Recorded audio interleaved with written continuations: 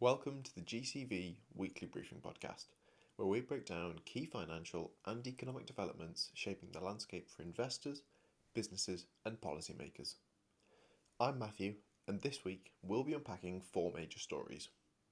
From the UK's rising government borrowing to a sharp correction in the property market prices, a potential review of the state pension age, and new investment post-tariffs.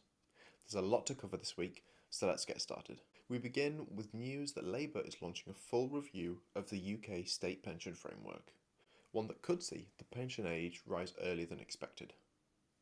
Right now, the state pension age is 66 years old, and it's already scheduled to rise to 67 by 2028 and 68 by 2046.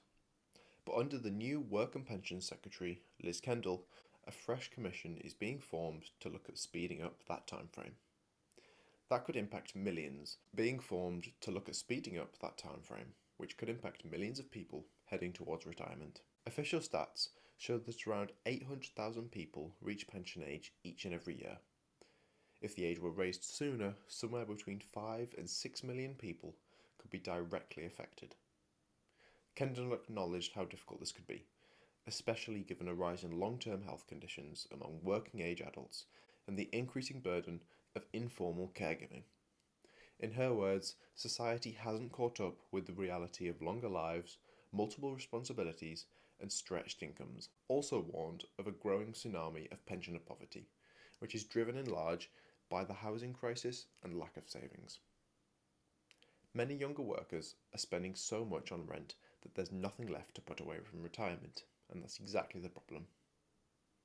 Kendall floated ideas like sidecar funding, especially giving pension savers access to separate emergency pots, alongside their longer-term funds. She also reaffirmed Labour's commitment to the triple lock on pensions.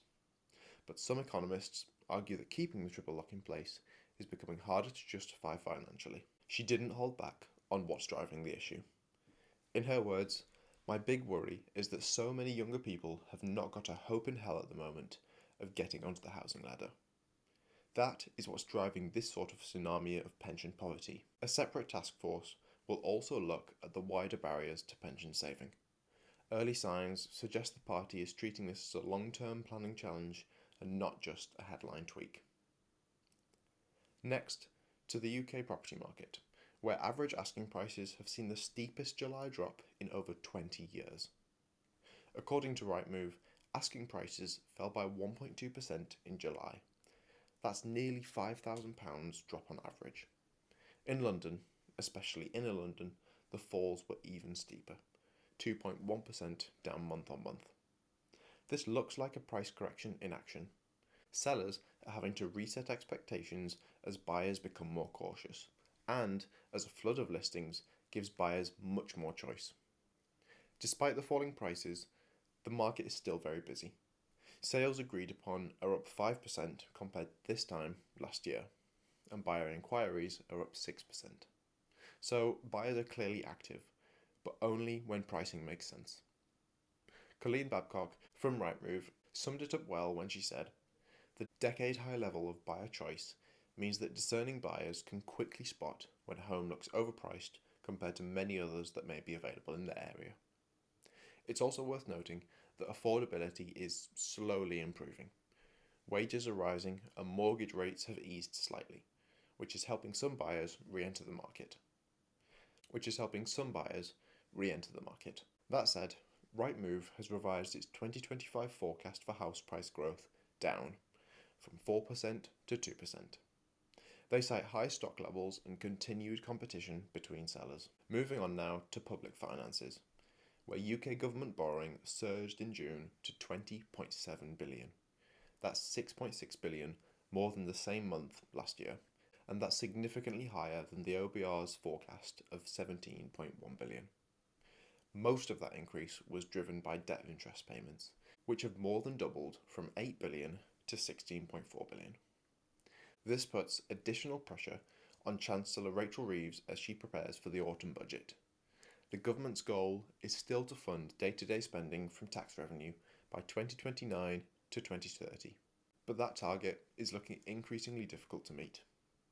Economist Rob Wood Pantheon Macroeconomics estimates that Reeves has gone from nearly having 10 billion of headroom to now facing a shortfall of 13 billion. That could mean more tax rises or spending cuts are on the horizon. According to Wood, the pay gap may require policy changes worth over 20 billion to close.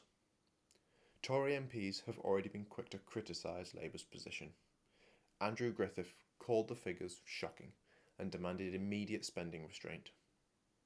On the other hand, economists like Philip Shaw at Investec think tax changes may be inevitable. As he put it, there is no denying that fiscal developments have been very disappointing so far this financial year.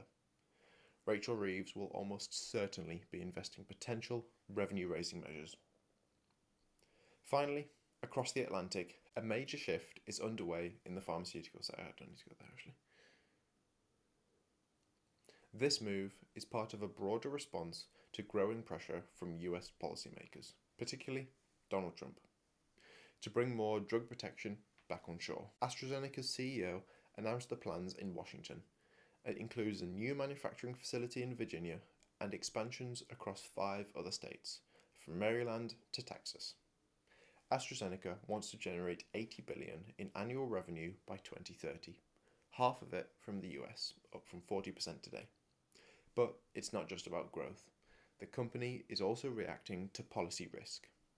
Trump's proposed tariffs on pharmaceutical imports have spooked the entire industry, which has traditionally avoided the worst of global trade tensions.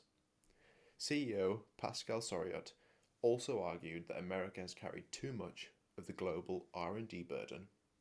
He made the case for higher drug prices abroad to spend the cost more fairly. In his words, the United States can no longer build or carry the rest of R&D for the entire world.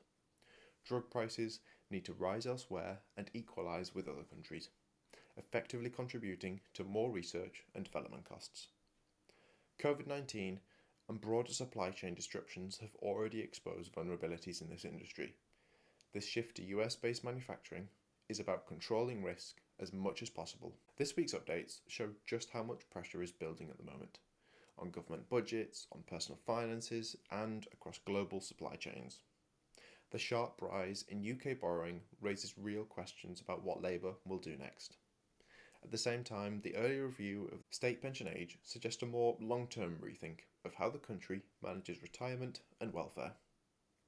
On the property front, a correction appears to be underway, but with demand active and affordability slowly improving, the housing market hasn't ground to a halt, but just shifted into a new gear. And over in the US, we're seeing how quickly policy risk can redirect global investment. That's all for today's update. Thank you very much for listening.